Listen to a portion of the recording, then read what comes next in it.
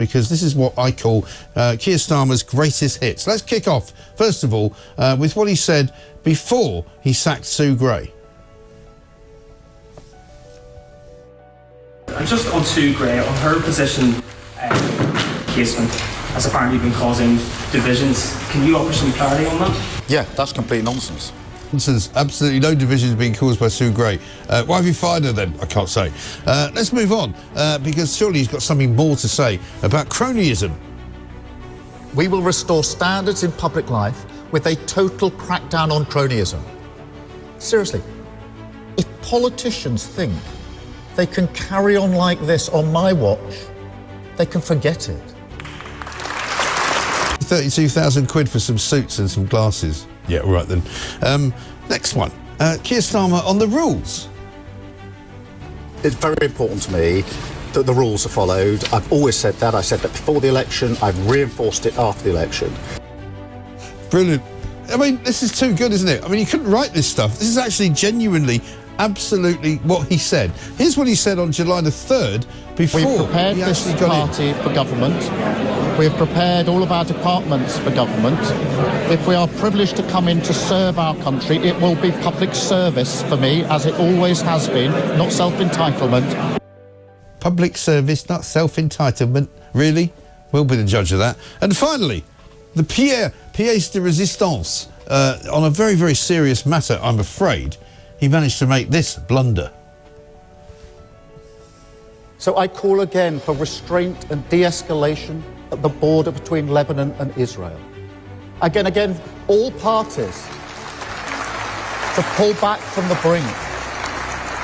I call again for an immediate ceasefire in Gaza, the return of the sausages, the hostages. I just can't explain that. I mean, I've been talking to people all week about this, and nobody can explain how you mistake the word hostages for sausages. I mean, it's got so bad. I was out last night having some dinner, and they served up a rather nice pasta with some Tuscan sausage in it, and we were all talking about, you know, pasta with hostages. That's what we do. Benedict Spencer's here. Very good morning to you, Benedict. Good morning, Mike. How are you? I'm very well. I mean, it's hard to keep a straight face watching all that. But, I mean, it's quite actually pathetic, is it not, that we are about to reach the first 100 days of this new Labour government, and that's the kind of shambles that we're having to encounter on a daily basis. Well, not only 100 days of the new Labour government, but as we were so reliably informed, 100 days of the grown-ups being back in charge. And honestly, it has been... it is delicious, actually, in many ways, that so many people, the day after that election, said, don't worry, everything's going to be fine. We've got a sensible government full of people who are serious on policy and have your best interests at heart. And it's, frankly, it has been even more laughable than the last 100 days of the Tories, if we're being completely honest. Well, it is. And that's the bit that staggers me so much, that the barefaced lies that we're showing, some of those clips that we're showing, where he's clearly demented, isn't he? I mean, when he says this is not going to be a government of self-entitlement, this is going to be a government of integrity, this is going to be a government of service. I mean, who does he think he's kidding?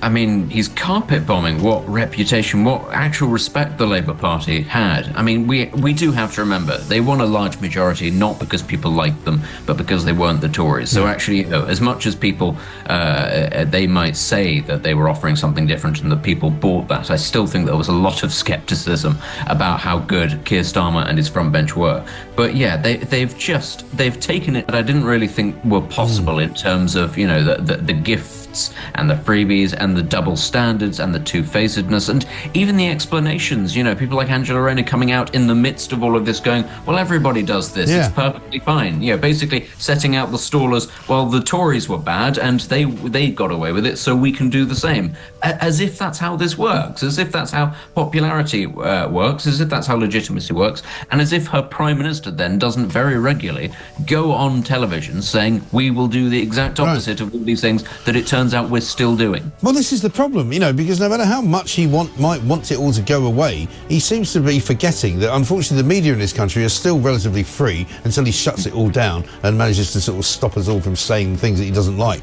But, you know, this whole, you know, Sleazegate, you know, Trousergate, Wahi, investigated by the House of Lords, now being looked at by the police, you know, in case Keir Starmer's also now being looked at by the police in case he misreported where he was living. I mean, he can't shake it off, can he?